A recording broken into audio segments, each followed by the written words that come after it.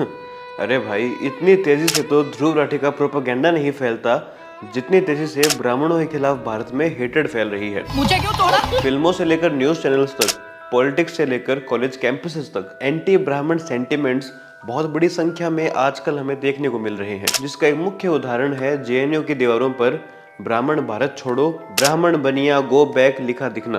पक्का आर्यभट्ट ने जीरो की खोज जेएनयू के बच्चों के आईक्यू को देखकर ही की होगी। और अब तो यूजीसी एक्ट लाने की बात हो रही है, अगर वो आ गया तो जनरल कैटेगरी के बच्चों कॉलेज की फीस के साथ साथ वकील की फीस भी तैयार रखना। इसमें हम तीनों का नाम लिखा है। तीनों का नाम लिखा? हाँ। कोई बात नहीं, पढ़ तो सही क्या लिखा है यार? उसमें लिखा है कि हमारी गैंग ने पुलिस कार के अंदर बॉम्ब डाल के हम तीनों को वहाँ से भगा दिया। हमारी गैंग और हमको पता भी नहीं है यार। खैर, एक लेटेस्ट केस हमें देखने को मिला है। नेटफ्लिक्स पर एक फिल्म आ रही है जिसका नाम है घूसखोर पंडित। पहली बात तो फिल्म के नाम में समस्या है, दूसरी बात फिल्म के टीजर की ये लाइन सुनिए। नाम अजय दीक्षित है, लेकिन दिल्ली पुलिस में पंडित के नाम से बदनाम है। पंडित के नाम से बदनाम है। ये सब क्या देखना पड़ रहा है? मेरी समझ से बाहर है, जातिवाद हटाते हटाते पता नहीं क्यों ये ब्राह्मणों से हेट करना शुरू कर देते हैं। आई डोंट थिंक नेटफ्लिक्स या फिर कोई भी फिल्म मेकर घूसखोर के आगे पंडित के अलावा कोई भी SC/ST कास्ट लगाने की हिम्मत कर देगा। करनी भी नहीं चाहिए, लेकिन ये जो लिबर्टी आजकल मिली है ना ब्राह्मणों को गाली देने की, ये बहुत प्रॉब्लमेटिक है। भारत के किसी हिस्से में कोई भी XYZ प्रोटेस्ट होता है, वहाँ नारे लगते हैं ब्राह्मणवाद से आजादी, ब्राह्मणवाद से आजादी, अरे RSS से आजादी, ब्राह्मणवाद की छाती पर। RSS एक हिंदूवादी समाज की बात करता है, एक अखंड समाज की बात करता है। You shut up! You shut up! नहीं चाहता है ब्राह्मणवाद से आजादी, कौन नहीं चाहता? You don't want to be like this. This is disgusting. अरे बिटिया, तुम पोल्यूशन के खिलाफ प्रोटेस्ट करने आई हो, ब्राह्मण के मुंह से कार्बन मोनोऑक्साइड निकालते हैं क्या? जो पोल्यूशन की प्रोटेस्ट पे तुम ब्राह्मणों को गाली दे रही हो। हमारे यहाँ ऐसा ही होता है। दोस्तों, चैनल पर पहली बार आए हैं तो सब्सक्राइब करना ना भूले। वीडियो प्लीज एक कमेंट जरूर कीजिएगा, इससे मुझे बहुत मदद मिलती है। वीडियो को प्लीज हाइप कीजिएगा, चैनल को प्लीज सब्सक्राइब कीजिएगा। बड़ी समझ के बोल रहा हूँ यार। एलॉन मस्क ने नेटफ्लिक्स के बारे में सही कहा था, कैंसिल नेटफ्लिक्स। क्योंकि नेटफ्लिक्स की कोई भी आप वेब सीरीज उठाकर देख लो, फिल्म उठाकर देख लो, जबरदस्ती किसी ना किसी तरीके से या तो किसी व्यक्ति को LGBTQ कम्युनिटी का दिखा देंगे, या फिर मुस्लिम अपीजमेंट कर देंगे, या फिर ये दिखा देंगे कि गोरे बुरे होते हैं, ब्लैक लोग अच्छे होते हैं। नेटफ्लिक्स का बस चले तो ये सुपरमैन को भी ब्लैक स्किन वाला गे सुपर हीरो दिखा दे।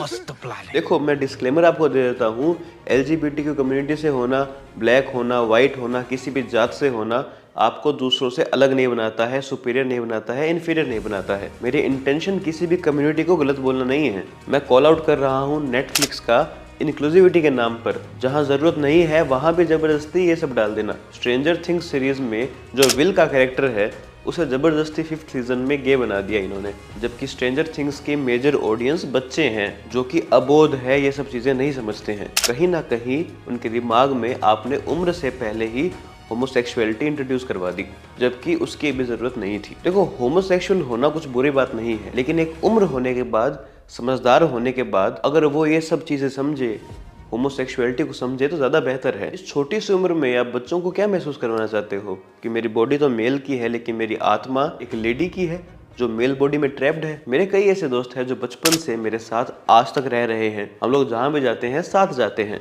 लेकिन अगर आज मेरा बचपन होता और मैं नेटफ्लिक्स के शोज देख लेता तो मुझे पता होता कि भाई लड़का लड़के को भी पसंद कर सकता है। तो क्या मेरे दिमाग में ये नहीं आता कि जो मेरा बेस्ट फ्रेंड है, जिसके साथ मैं इतना घूमता हूँ, हम लोग साथ घर जाते हैं, साथ खाना खाते हैं, कहीं मैं इसे पसंद तो नहीं करता, कहीं मैं इसे प्यार तो नहीं करता। ये चीजें हमारे दिमाग में नहीं आई बचपन में, क्योंकि उस टाइम में पता ही नहीं था ऐसा कुछ होता भी है क्या।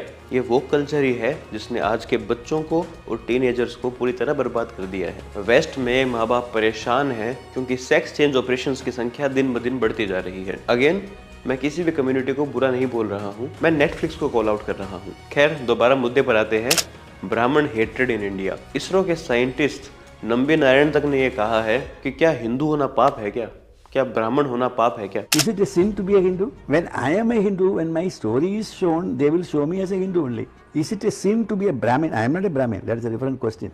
Is it a sin? If there is a Brahmin fellow, you just cut him short. And there are so many Brahmins. They have given their life for this country. और ब्राह्मणों को मक्कार, कैरेक्टरलेस और भेदभाव का दरिंदा दिखाने में बॉलीवुड ने कोई कमी नहीं छोड़ी है। जरूर दे देगी देवी, सुहाग भी देगी, बच्चे भी देगी, मगर सुखी लाला के हाथ देगी। सो कोल्ड बहुत खतरनाक फिल्म मेकर अनुराग कश्यप कहता है कि मैं ब्राह्मणों पर मुतूंगा। फैमिली देखती है, वरना मैं ऐसे गाली दूं, ऐसे गाली दूं ना, जिंदगी भर याद रखें ये बात। तेरे नाम फिल्म में ब्राह्मणों द्वारा रखी गई चोटी पर मजाक बनाया जाता है। भाई साहब गोत्र क्या है आपका? अबे गोत्र का मुरब्बा बनाएगा तू। ए चुंडी, अगर तू उसके साथ दिखाई दिया तो तेरी चोटी में सिगरेट की बत्ती लगा दूंगा, रॉकेट की तरह जाएगा आसमान में। वेरी गुड भाई साहब, मुझे जोक काफी आपका अच्छा लगा, बहुत हंसी आई ही। लेकिन क्या आप में इतनी हिम्मत है कि जैसे आपने पंडित की चोटी पर जोक मारा है, वैसे ही आप एक मुस्लिम की टोपी पर जोक मार दे? धंधा बंद करवाएगा क्या? बॉलीवुड की एक फिल्म में तो एक पंडित एक दलित व्यक्ति की छाया भी अपने पर नहीं पड़ने देता, उसे खुद से छोटा समझता है। धर्म भ्रष्ट करके रख दिया। क्यों फोकट दोष देते हो पंडित? मेरी तो छाया भी आपसे इतनी दूर है। वहीं एक मुस्लिम चाचा उसी दलित के हाथ का पानी पीकर जातिवाद को ही तबाह कर देते हैं। एक गिलास पानी तो पिला दो मुझे। हाँ साहब, आप हमारा छुआ पानी पियेंगे? चाचा 50 रुपए ले लो। जिस दिन बॉलीवुड बोहरा मुस्लिम, अजलद मुस्लिम, अफजल कम्युनिटी के मुस्लिम्स के साथ हो रहे डिस्क्रिमिनेशन, कास्ट बेस्ड डिस्क्रिमिनेशन पर बोल देगा जो अपर कास्ट मुस्लिम्स द्वारा उनके साथ किया जाता है, ब्राह्मणों को गाली देने के बजाय उस कास्टिज्म पर फिल्म बना देगा, तो मैं चड्डी बनियान में पूरे शहर का चक्कर लगा दूंगा। इतना कॉन्फिडेंस है मुझे इन पर कि इन गधों में हिम्मत नहीं है कि हिंदुओं के अलावा किसी दूसरी कम्युनिटी पर फिल्म बना दे, क्योंकि हिम्मत ही नहीं है ना लिबरल्स में, ना सो कॉल्ड पॉलिटिशियंस में, जो लेफ्ट पॉलिटिशियंस हैं, इनमें हिम्मत ही नहीं है कि मुस्लिम कम्युनिटी की इतनी बड़ी प्रॉब्लम के लिए आवाज उठाए। जातिवाद के लिए इन्होंने बढ़िया ब्राह्मणों का नाम पकड़ रखा है, बस उन्हीं को ही विलन बनाए जा रहे हैं, तरह तरह के घटिया गाने बनाते हैं। पंडित को मार भगाऊंगा, पंडित की ऐसी की तैसी। बंद करो हाथ जोड़ के। मैं गैंगस्टर ब्राह्मण है, पुजारी है। Mister Kali, you are under arrest.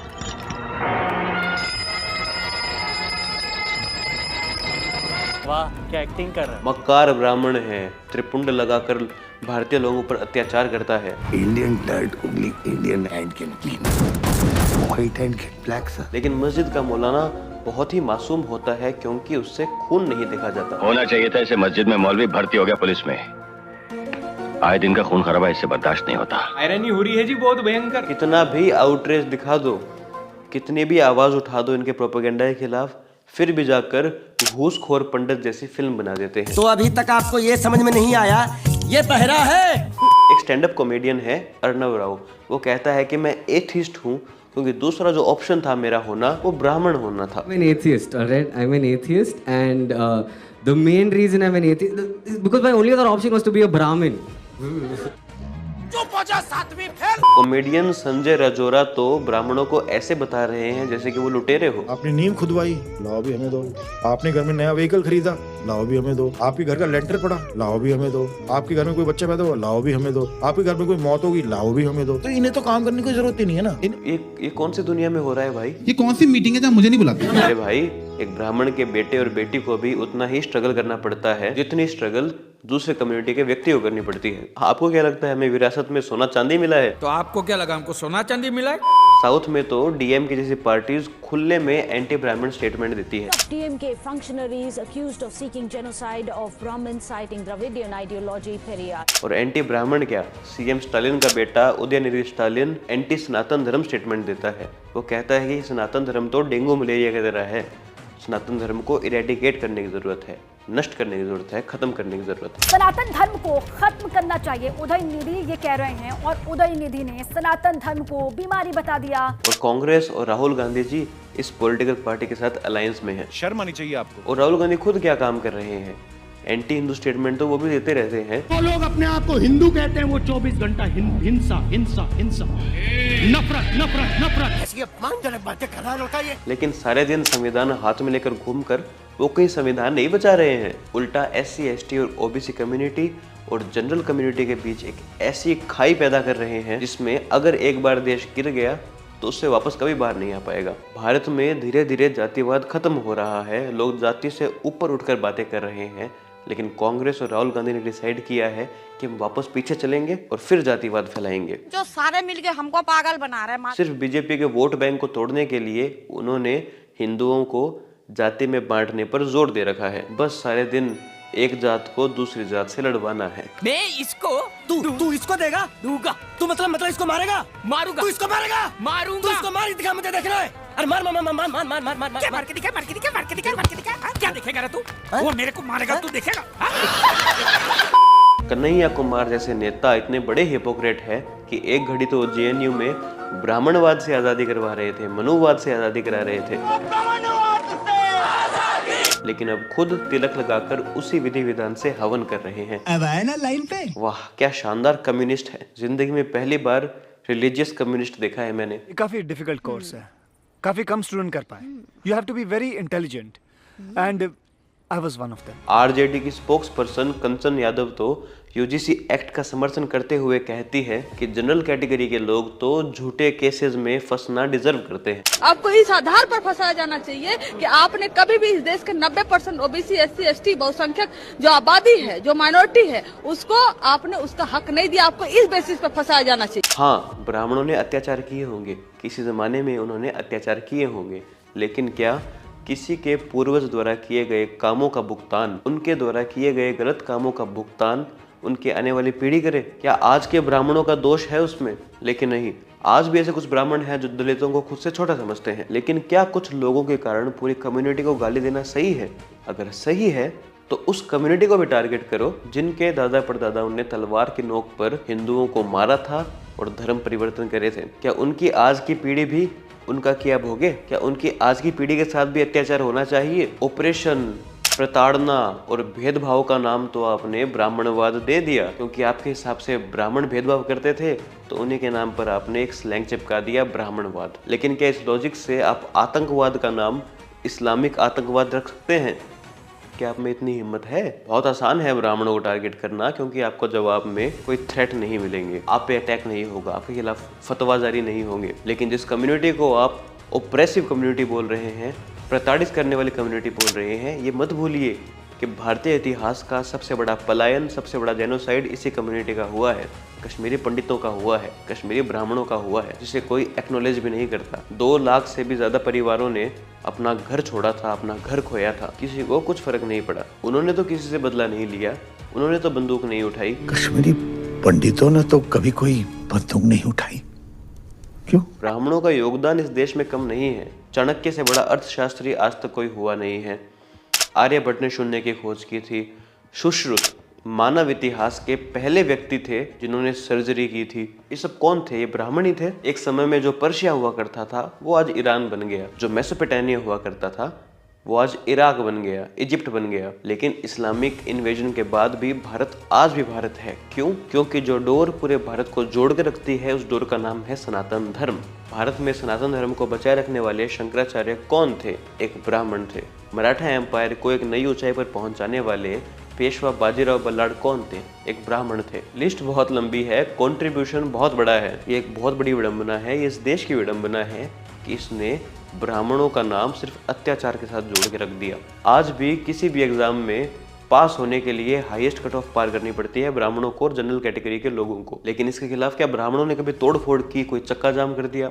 बिल्कुल नहीं। पढ़ाई करते हैं, एग्जाम क्लियर करते हैं, नो कंप्लेंट्स, क्योंकि इस कम्युनिटी में एम्पैथी है कि हाँ SC ST कम्युनिटी काफ़ी पीछे रह गई है, उन्हें आगे लाने के लिए शायद इन्हें रिजर्वेशन की ज़रूरत है। कोई बात नहीं, हम बीच में टांग नहीं अड़ाएंगे। अगर कोई कीमत हमें चुकानी होगी तो भी इस देश के लिए हम चुकाएंगे। करते हैं तैयारी, कितनी भी हाई कट ऑफ जाए नहीं रोते हैं। लेकिन इसके बाद भी इस देश में बहुत ही विडंबना की बात है कि ब्राह्मणों का नाम सिर्फ अत्याचार के साथ जुड़ा है, ब्राह्मणवाद से आज़ादी।